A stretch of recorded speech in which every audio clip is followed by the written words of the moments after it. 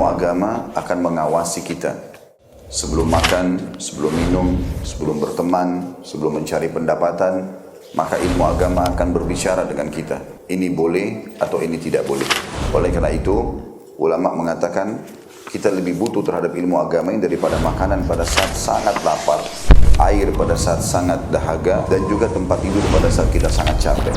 Ghazwa TV, media dakwah masa kini. Bismillahirrahmanirrahim. Assalamualaikum warahmatullahi wabarakatuh. Innal hamdalillah nahmaduhu wa nasta'inuhu wa nastahdi wa na'udzu billahi min shururi anfusina wa sayyiati a'malina. May yahdihillahu fala mudilla lahu wa may yudlilhu fala hadiya lahu. Asyhadu an la ilaha illallah wahdahu la syarika lahu wa asyhadu anna Muhammadan 'abduhu wa rasuluhu alladzi la nabiyya ba'da. Allahumma salli ala Muhammadin wa ala alihi wa sahbihi wa sallama tasliman katsira. Allahumma inna nas'aluka ilman nafi'an wa rizqan tayyiban wa amalan mutaqabbalan ya rabbal alamin. Rabbana zidna ilman warzuqna fahman ya rabbal alamin. Ikhwatal iman yang dirahmati oleh Allah Azza wa Jalla, alhamdulillah, segala puji dan syukur kita panjatkan kepada Allah Subhanahu wa taala. Allah Subhanahu wa taala masih memberikan kesempatan kepada kita, kenikmatan yang belum tentu diberikan kenikmatan kepada orang lain. Di antara kenikmatan adalah nikmat menuntut ilmu. Bahkan Allah Subhanahu wa taala mengatakan dalam firman-Nya, hal yastawil ladzina ya'lamuna wal ladzina la ya'lamun? Apakah sama orang yang berilmu dan orang yang tidak berilmu? Maka tentulah tidak sama. Maka ikhwatal iman yang dirahmati oleh Allah Azza wa Jalla, semangatlah atas segala yang bermanfaat buat antum. Apalagi menuntut ilmu ini adalah bentuk menambah pahala kita dan bentuk mendekatkan diri kepada Allah Subhanahu wa taala, dan bentuk kita, wujud kita bahwasannya kita benar-benar ingin masuk ke dalam surganya Allah Subhanahu wa taala.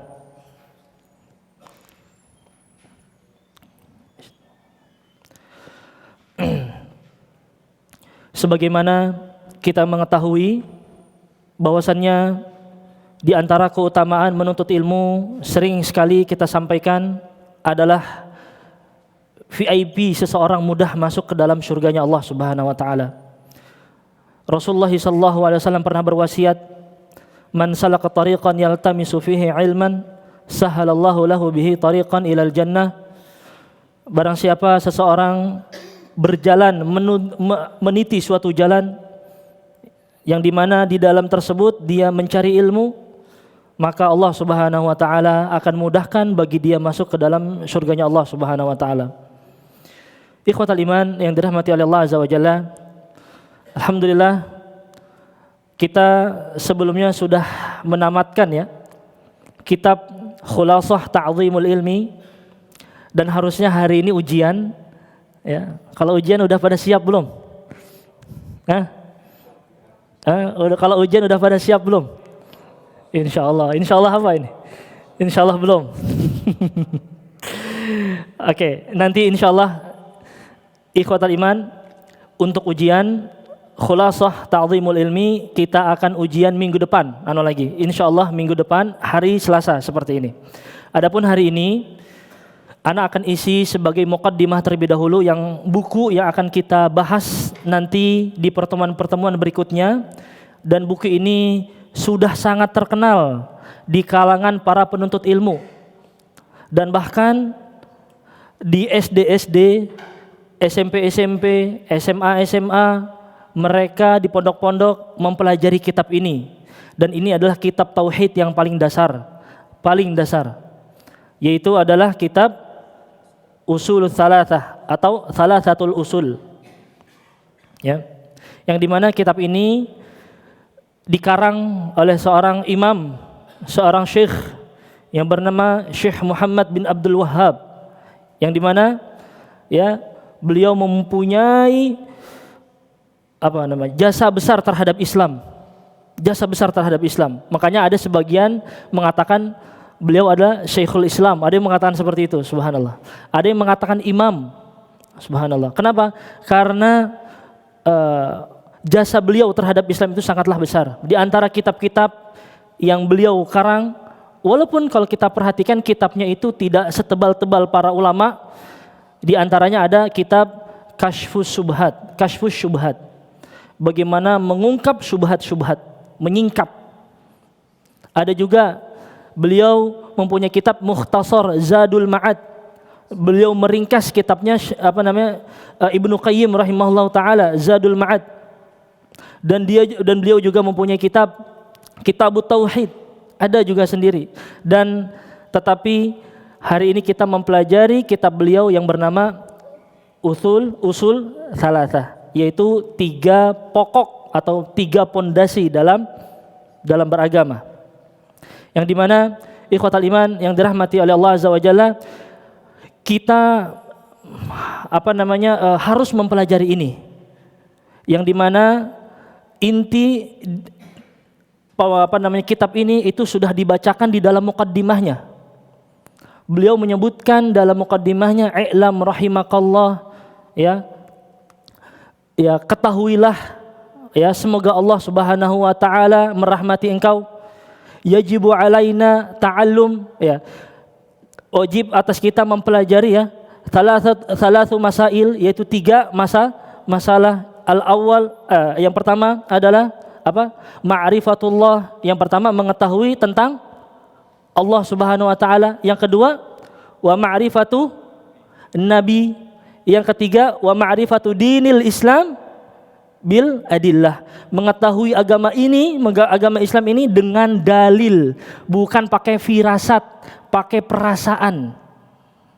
Yang dimana kalau seandainya ikhwatal iman yang dirahmati Allah Subhanahu wa taala, antum dalami 3 pertanyaan, 3 pondasi ini, itu sejatinya 3 pondasi inilah yang nanti akan ditanya pertama kali ketika antum masuk ke alam kubur. Antum akan ditanya oleh Allah, oleh malaikat, yang dimana disebutkan malaikat tersebut yuqalu lahu munkar wa ahaduhuma nakir.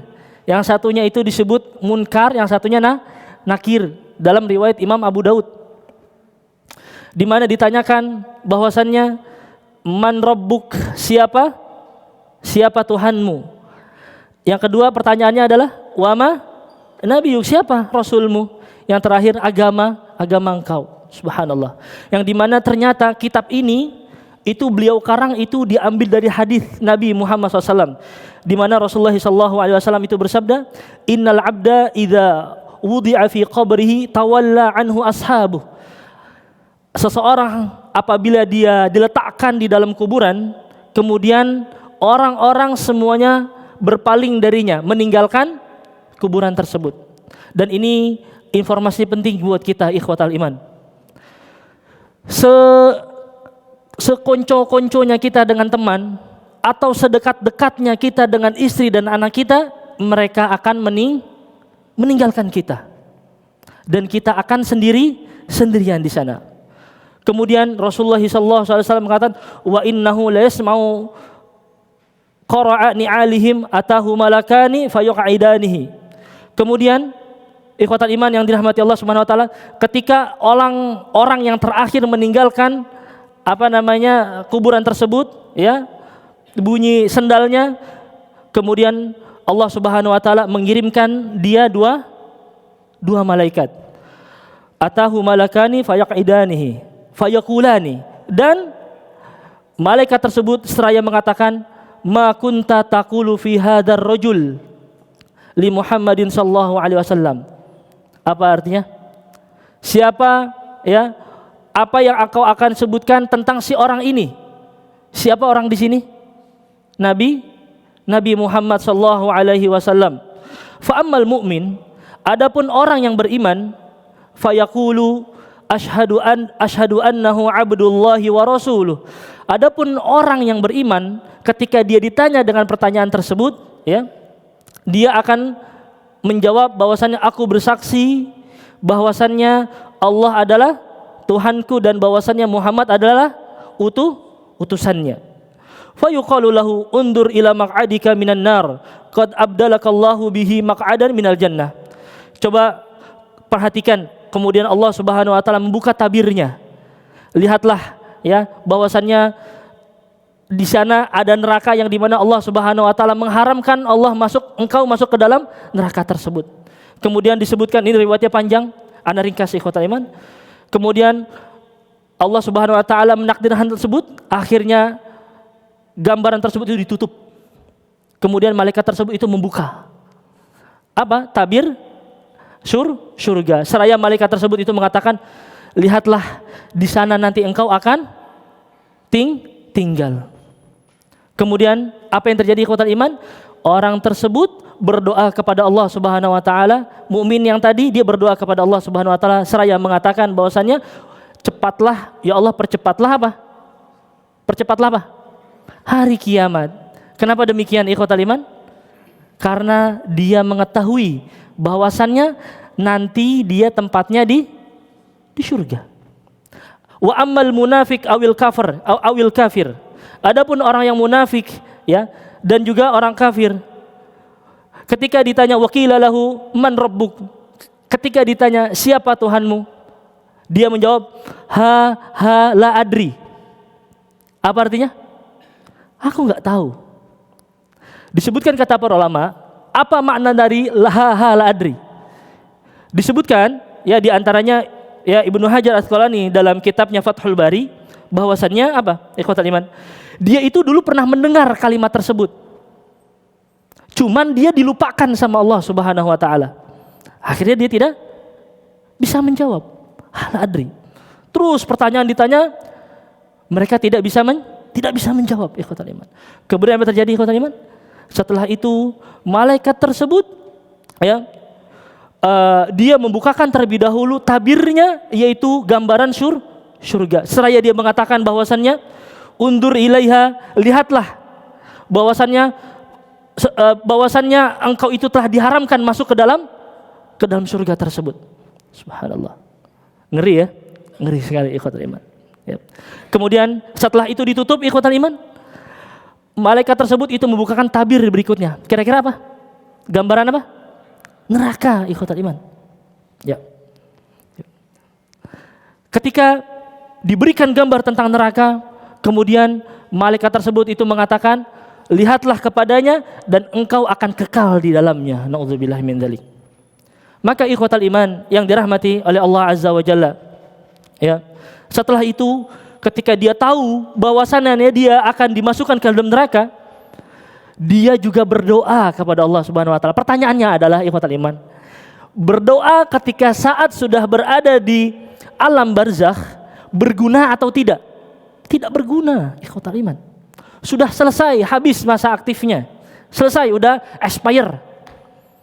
Dan ketika dia berdoa, dia mengatakan, ya Allah, jauhkannya atau lamakanlah hari kiamat.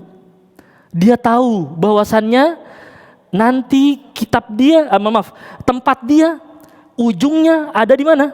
Di neraka. Maka ikhwatul iman yang dirahmati oleh Allah Azza wa Jalla, ya, kitab ini itu sangat bermanfaat sekali bagi kaum muslimin. Bahkan ikhwatul iman, ya, di dalamnya itu diajarkan apa itu tauhid, ya, dan tauhid pembagiannya, walaupun tidak secara langsung, ya, tetapi secara eksplisit. Kemudian di dalamnya disebutkan bagaimana rububiyahnya Allah Subhanahu wa taala, uluhiyahnya Allah Subhanahu wa taala, dan dengan itulah dia mengetahui dan bertambah kecintaannya kepada Allah Subhanahu wa taala. Dan berharap bahwasannya apa ikhwatul iman, sebagaimana tadi kita mengetahui hadis tersebut, seseorang itu tidak akan mungkin menjawab pertanyaan dari malaikat tersebut itu dari apa? Dari hafalannya, tidak mungkin bisa menjawabnya. Gak ada itu mengatakan ketika seseorang, nanti ya kalau gue meninggal tolong catat, taruh di atas bantal biar nanti jawab. Gak ada. Mereka ikhwatul iman dan kita semua nanti ketika di alam kubur itu menjawabnya dengan ilmu, bukan dengan hafalan.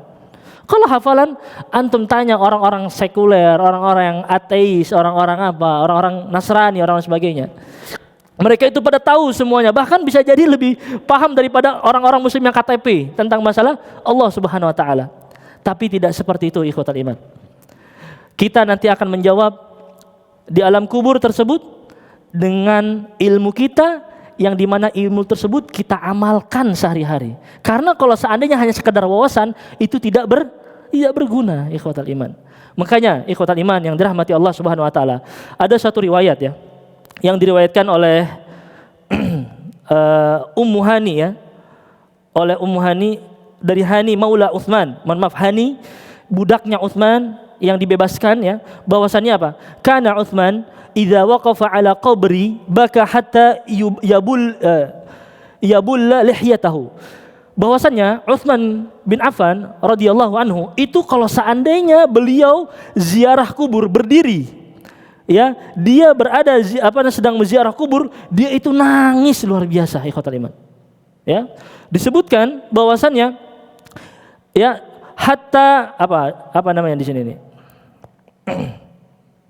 Hatta yabulla lihyatihi faqila lahu tudakkaru al-jannatu wan naru fala tabki. Sampai disebutkan bahwasannya jenggotnya itu benar-benar basah, kemudian dikatakan oleh orang yang di sebelahnya, "Ya Utsman, kenapa kalau engkau disebutkan neraka ya, tapi engkau tidak menangis? Sementara engkau kalau seandainya berada di kuburan, engkau malah menangis." Apa jawaban Utsman ya radhiyallahu anhu? Beliau mengatakan, "Inni sami'tu Rasulullah sallallahu alaihi wasallam, sesungguhnya aku pernah mendengar Rasulullah sallallahu alaihi wasallam pernah bersabda, innal qabra awwalu manzili min manazilil akhirah." Sesungguhnya kuburan, alam barzakh itu kuburan ya, itu adalah fase pertama bagi seseorang untuk masuk ke fase akhirat. Kemudian Rasulullah SAW mengatakan, fa inna minhu fama ba'dahu aisara minhu. Bagi seseorang yang dia lulus di di alam barzakhnya, di alam kuburnya, maka di setelahnya dia akan lebih mudah. Kata Rasulullah SAW. Wa in lam yanju minhu fama ba'dahu asyaddu minhu. Kalau seandainya dia di alam kubur saja dia udah sulit, pasti setelahnya itu lebih sulit ikhwatal iman. Makanya ikhwatal iman, Nabi Muhammad SAW itu sering sekali berdoa. Di antara doa-doanya yang dimana disebutkan bahwasannya dalam riwayat Abu Bakar, Rasulullah itu mengajarkan ketika sebelum salam fi duburi shalah, Rasulullah itu suka berdoa, Allahumma inni a'udzubika min adzabil qabri wa min adzabin nari wa min fitnatil mahya wal mamat wa min fitnati syarrih masihid dajjal. Di antara doa-doa itu tersebut. Ini menunjukkan ikhwatal iman yang dirahmati Allah Subhanahu wa taala bahwasannya ya, alam kubur adalah alam yang dimana seseorang ketika dia melewatinya dia lulus, maka kemudian setelahnya dia akan lebih mudah. Akan tetapi ikhwatal iman, kalau seandainya dia sulit di alam kuburnya, jangan berharap setelahnya itu lebih mudah. Justru yang didapatkan adalah sulit. Bahkan ikhwatal iman yang dirahmati Allah Subhanahu wa taala, dan ini adalah sebagai pengingat kita bahwasanya kita di dunia ini jangan pernah berspekulasi terhadap kehidupan, mencoba-coba yang dimana ternyata kehidupan kita di dunia ini adalah menentukan urusan kita nanti di akhirat, di hari kiamat. Bukankah Allah Subhanahu wa taala mengatakan satu hari di hari kiamat itu di padang mahsyar ya, di akhirat itu seperti berapa lama? Di surat Al-Ma'arij, kana miqdaruhu khamsina alfasanah. Apa? Berapa itu? 50 ribu tahun. Subhanallah. Jadi seharinya di sana itu seperti 50.000 tahun. Berarti ikhwatal iman, coba kita mau fair terhadap diri kita. Ya. Kita tahu hadis bahwasannya Rasulullah itu pernah menyampaikan kepada kita umurnya umat Nabi Muhammad berapa? 60 kalau enggak 70 ya kan? A'mar ummati ma baina sittin wa sab'in. Umurnya umat Nabi Muhammad itu kalau enggak 60 70 tahun. Wa aqalluhum man yajuzu dzalik. Kalau seandainya lebih itu bonus. Enggak semuanya dikasih bonus. Banyak yang kagak nyampe padahal. Anggaplah seseorang itu meninggal umurnya 60 tahun. Ya, ada di sini yang 60 tahun. Ya, subhanallah. Dari 60 tahun ini ikhwatal iman, ya, 60 tahun ini kita potong menjadi had minimal seseorang itu balik. Umur berapa tahun kira-kira ketika balik? Minimal. Ya maksimal lah berapa? 15 lah taruhlah 15 tahun. Berarti 60 dikurang 15. Hah, siapa yang jago matematika? 45. Oke. Ini 45 sudah dihitung seseorang itu kebaikan dan juga keburukannya. 45. Sekarang coba kita hisap diri kita. Kita rata-rata tidur sehari itu berapa jam? Taruhlah 8 jam. Ya kan? Berarti kalau 8 jam itu kurang lebih sepertiganya dari 45. Ya kan, jelas gak sih? Berarti berapa kira-kira 45 sepertiganya berapa? 15. Bayangkan. Jadi 45 dikurang 15 kurang jadi 30 tuh. Kita ibaratnya 30 masa aktifnya kita. Yang dimana 30 ini belum kita pakai di dalamnya pakai WhatsApp, main game, betul gak? Main bola, mancing, sepeda, la haula wala quwata illa. Ya Masya Allah. Udah gitu, subhanallah. Pengennya masuknya surganya paling tinggi. Haji, Masya Allah. Ya amin gitu kan. Amin, subhanallah. Tetapi ikhwatal iman, sekali lagi ikhwatal iman, serem kalau seandainya kita tidak menghitung-hitung diri kita. Makanya sering sekali kan kita mendengar nasihat tentang Umar bin Khattab itu. Apa nasihatnya Umar bin Khattab? Hasibu anfusakum qabla an tuhasabu. Coba kalian hitung-hitung diri kalian sebelum nanti akan dihitung sama Allah Subhanahu wa taala. Wazinu a'malakum, coba timbang-timbang amal kalian qabla an tuzanu alaikum. Sebelum kalian akan ditimbang nanti di akhirat kelak oleh Allah Subhanahu wa taala. Bayangkan, anggaplah 30 tahun itu. Masa iya 30 tahun ini kita banyak WhatsApp, main kagak bener, Masya Allah. Udah gitu apa? Pengennya masuknya langsung surga paling tinggi. Subhanallah. Ya. Maka ikhwatal iman yang dirahmati Allah Subhanahu wa taala, maka tidak sebanding kehidupan kita dengan kehidupan akhirat. Makanya di dunia ini adalah tempat seseorang bersakit-sakit ya, bercapek-capek untuk melaksanakan ibadah di dalamnya. Antum mau istirahat di mana? Di mana tempat istirahat kita? Di surga apa di kuburan? Kebanyakan orang salah kan? Mengatakan istirahatnya di mana? Kuburan. Salah. Ingat ada suatu kisah ya ketika seorang sahabat ketika dia meninggal kemudian berkata kepada Nabi Muhammad SAW bahwasan dia telah istirahat. Ini hadis ini diriwayatkan oleh Imam Ahmad seingat Anda. Nanti kalau salah tolong di cross check. Kemudian Nabi Muhammad SAW itu menegur bahwasannya orang yang istirahat adalah ketika kakinya itu sudah diinjakan ke dalam surga. Karena ketika seseorang masuk ke dalam kubur itu belum istirahat. Karena masih ada yang namanya tadi pertanyaan yang tadi. Pertanyaan tadi itu disebutnya apa namanya? Fitnah kubur. Fitnah kubur ikhwatal iman. Ya. Memang benar, tidak semuanya orang-orang yang beriman itu tidak diberikan pertanyaan fitnah kubur. Nah, pertanyaannya siapa saja? Ada yang tahu nggak? Aduh, ini bukan Ustaz Rahmat sih, kalau ada Fatayir nih anak kasih. Di antaranya ada orang yang mati syahid ikhwatal iman. Orang mati syahid itu tidak perlu ditanya. Ya. Siapa lagi? Masya Allah, pakai AI udah bisa. Ya, itulah ikhwatal iman yang dirahmati Allah Subhanahu wa taala. Maka ikhwatal iman, ini adalah nasihat buat kita dan buku ini itu sangat penting ya untuk kita pelajari. Kenapa demikian? Karena kita ingin mengetahui Tuhan kita. Ya, kita ingin mengetahui nabi kita. Kita ingin mengetahui agama ini dengan dalil, dengan dengan ibadah yang benar, bukan ikut-ikutan atau dengan dengan adat. Maka ikhwatal iman yang dirahmati oleh Allah Azza wa Jalla, ya itu mungkin mukaddimah dari ana, ya. Nanti insyaallah pertemuan berikutnya kita ujian dulu, baru kita akan lanjut bahas kitab Ushulul Tsalatsah, yang dimana kitab ini itu sangat penting yang kita pelajari, yang dimana kita berharap kepada Allah Subhanahu Wa Taala bertambah kuat lagi tauhid kita kepada Allah Subhanahu Wa Taala, ya, bertambah kuat lagi ya ibadah kita kepada Allah Subhanahu Wa Taala. Bahkan seseorang sudah mengetahui bahwasannya apabila di hadapannya itu ada perbuatan mungkar, perbuatan kesyirikan, maka dia tidak perlu atau jatuh ke dalam hal tersebut. Mungkin itu saja yang kami bisa sampaikan. Sebelum anda tutup, anda ingatkan sekali lagi, insya Allah pertemuan berikutnya ujian. Semuanya bawa HP, ya, semuanya bawa HP. Nanti ujiannya bagaimana Ustaz? Di scan, ya, di scan pakai kayak ujian tahsin, ya, kayak ujian tahsin. Pakai apa namanya? Aplikasi apa namanya? Quizizz atau Kahoot, ya, bisa lah ya, seperti itu ya.